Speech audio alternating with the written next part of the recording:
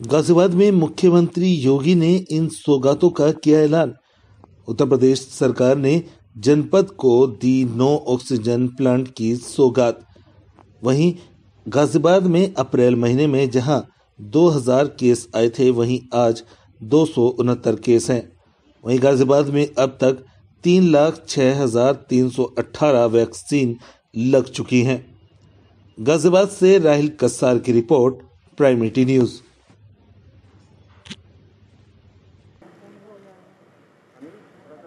एक minute ID हटेगी, एक minute. Corona महामारी एक मिनट के खिलाफ देश की लड़ाई आदरणीय प्रधानमंत्री जी के नेतृत्व में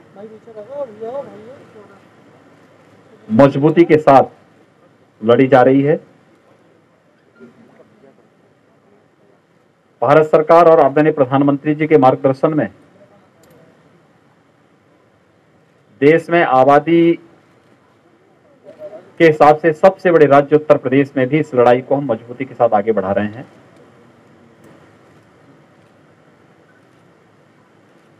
आज उसी का परिणाम है कि उत्तर प्रदेश के बारे में फर्स्ट वेव के समय भी कुछ आशंकाएं व्यक्त की गई थी कि फर्स्ट वेव में भी लोगों का मानना था कि उत्तर प्रदेश में कोरोना पॉजिटिव जो केसेज होंगे पर डे अगस्त सितंबर में 1 लाख प्रतिदिन आने लग जाएंगे। भारत सरकार के सहयोग से शासन, जनप्रतिनिधि, प्रशासन, स्वयंसेवी संगठन, हेल्थ वर्कर, कोरोना वॉरियर्स, इन सब के सामूहिक सहयोग से उत्तर प्रदेश सरकार ने फर्स्ट वेव में जो मैक्सिमम एक्टिव केस गए थे वह 67,000 तक गए थे, वहां उसको नियंत्रित कर दिया था। और एक दिन में जो सर्वाधिक केस आए थे वो 7,200 आए थे। जब सेकेंड वेव देश के अंदर अलग अलग राज्यों में कहीं मार्च में प्रारंभ हो चुकी थी, उत्तर प्रदेश में मध्य अप्रैल से इस सेकेंड वेव प्रारंभ हुई, तो उस समय सभी विशेषज्ञों ने कहना प्रारंभ कर दिया था कि उत्तर प्रदेश में इस सेकेंड वेव, इसकी विशाल आबादी को ध्यान में रखते हुए उन्होंने आशंका व्यक्त की थी कि 25 अप्रैल के बाद 1 लाख कोविड पॉजिटिव के केस प्रतिदिन उत्तर प्रदेश में आएंगे। लेकिन एक सामूहिक प्रयास जो हुआ, भारत सरकार, राज्य सरकार, जनप्रतिनिधि, प्रशासनिक तंत्र, हेल्थ वर्कर, कोरोना वॉरियर्स, स्वयंसेवी संगठन, जनता जनार्दन, सबके सहयोग से सेकेंड वेव को भी पूरी तरह नियंत्रित करने में हमें सफलता प्राप्त हुई। और उसमें खासतौर पर जो पीक था वो पीक अब नियंत्रण में है। उत्तर प्रदेश के जो आंकड़े हैं, इसमें 24 अप्रैल को हमारे पास 38,055 केस आए थे एक दिन में, और सर्वाधिक थे एक दिन में आने वाले केस। आज 10,600 पूरे प्रदेश के अंदर 10,600 कोविड पॉजिटिव के केस आए।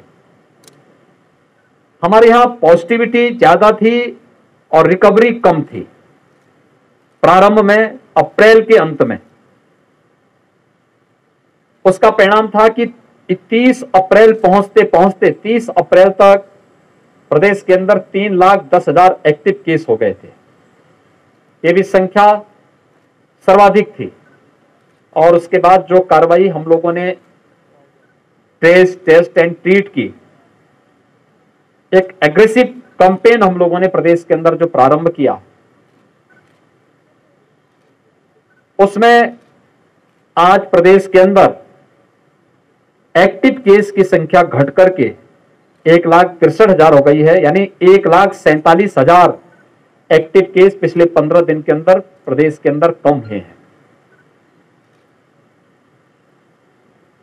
प्रदेश सरकार ने अब तक 4.5 करोड़ कोविड के टेस्ट करवाए हैं। कॉन्टैक्ट ट्रेसिंग व्यापक पैमाने पर चल रही है,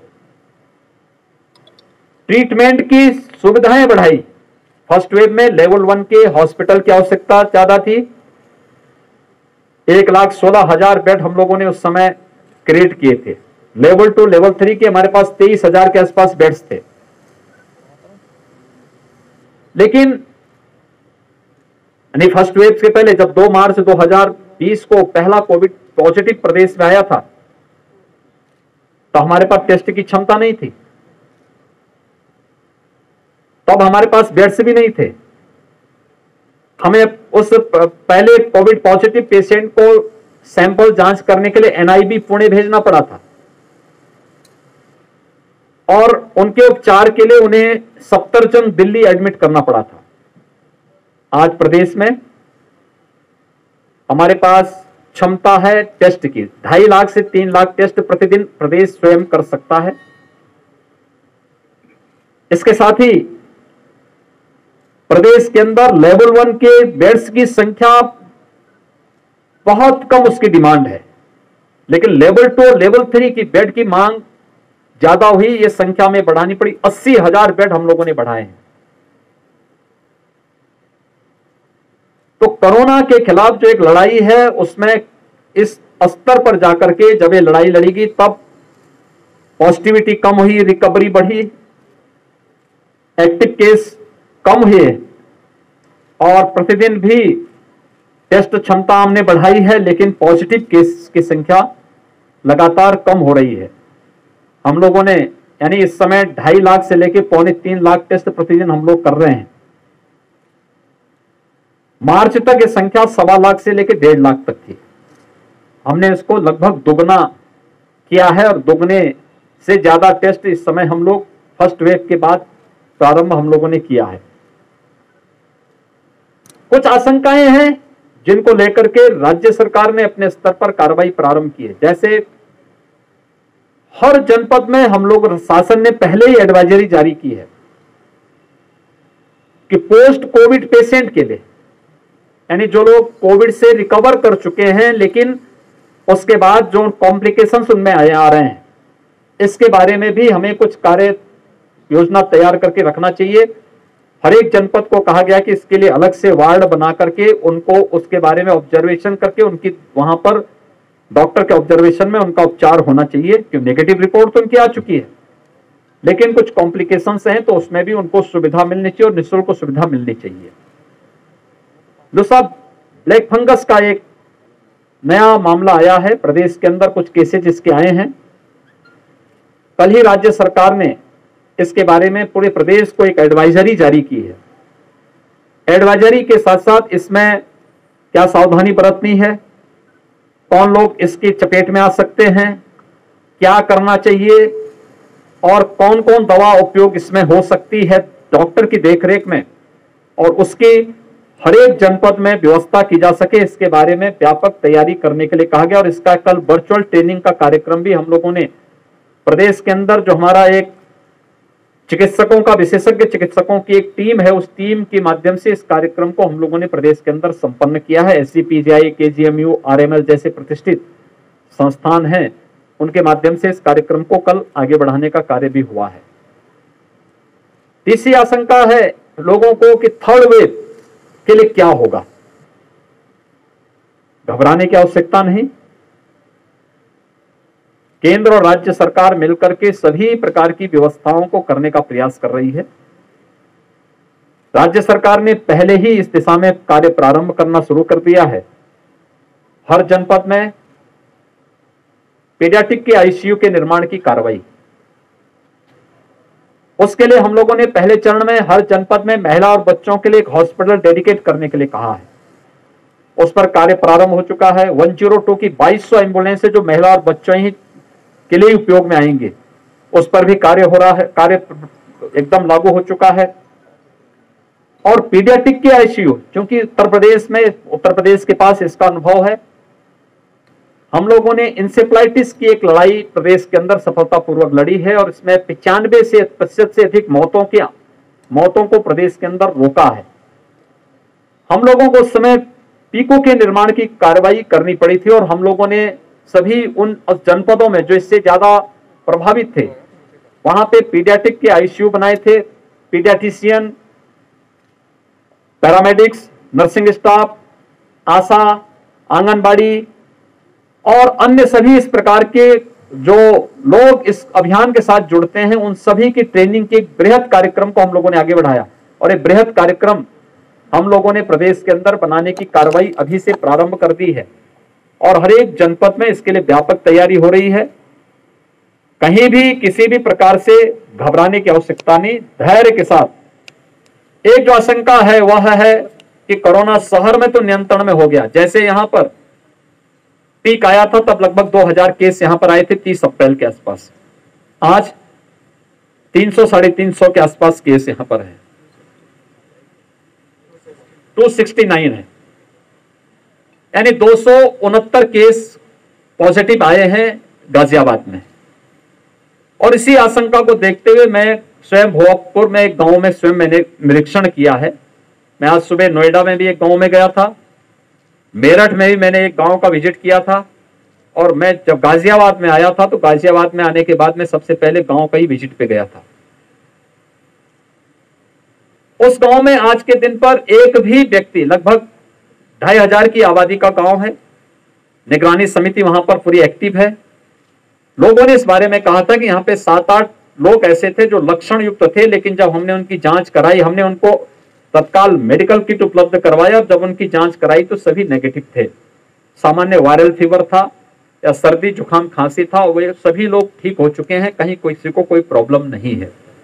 और हम लोग इसको हर एक गांव में, प्रदेश के अंदर 72,000 निगरानी समितियां प्रदेश के अंदर गांव में भी और शहरी क्षेत्रों में भी स्क्रीनिंग के कार्य के साथ जुड़ी हुई है। मेडिसिन किट उनके माध्यम से लक्षण युक्त और संदिग्ध पेशेंट को उपलब्ध करवाई जा रही है। फिर आरआरटी जाकर के वहां पर उनका एंटीजन टेस्ट करती है और उस मामले में फिर अगर कोई व्यक्ति कहीं भी कोई इस प्रकार की स्थिति आती है तो उसके लिए तत्काल जिला प्रशासन और स्वास्थ्य विभाग की टीम आगे की कार्रवाई करती है।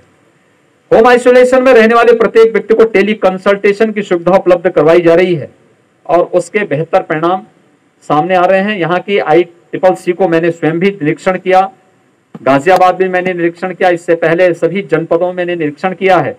तो ये सारी स्थिति प्रदेश के अंदर है। मेरी आप सबसे भी अपील है, राज्य सरकार अपने स्तर पर कार्य कर रही है और केंद्र सरकार का पूरा सहयोग और मार्गदर्शन इस संबंध में प्राप्त हो रहा है। हर एक तबके का ध्यान सरकार रख रही है।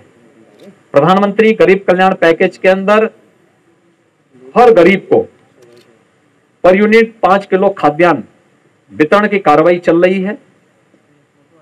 इसके अलावा राज्य सरकार ने भी तय किया है कि 3 महीने तक, अगले 3 महीनों के लिए प्रदेश के अंदर जितने भी कार्ड धारक हैं या जितने भी जरूरतमंद होंगे उन सबको निःशुल्क खाद्यान्न हम लोग उपलब्ध करवाएंगे। 15 करोड़ लोग ऐसे हैं जिनको हम लोग खाद्यान्न उपलब्ध कराते हैं, इसको निःशुल्क खाद्यान्न उपलब्ध कराते हैं। इसलिए जनप्रतिनिधियों से भी, प्रशासन से मैंने कहा, जितने भी जरूरतमंद होंगे, अगर राशन कार्ड नहीं है, किन्हीं कारणों से राशन कार्ड निरस्त हुआ है, उसको तत्काल सत्यापन करवा करके उन्हें खाद्यान्न उपलब्ध, राशन कार्ड बनवा करके खाद्यान्न उपलब्ध कराने की कार्रवाई तत्काल प्रारंभ करने की तैयारी करनी चाहिए।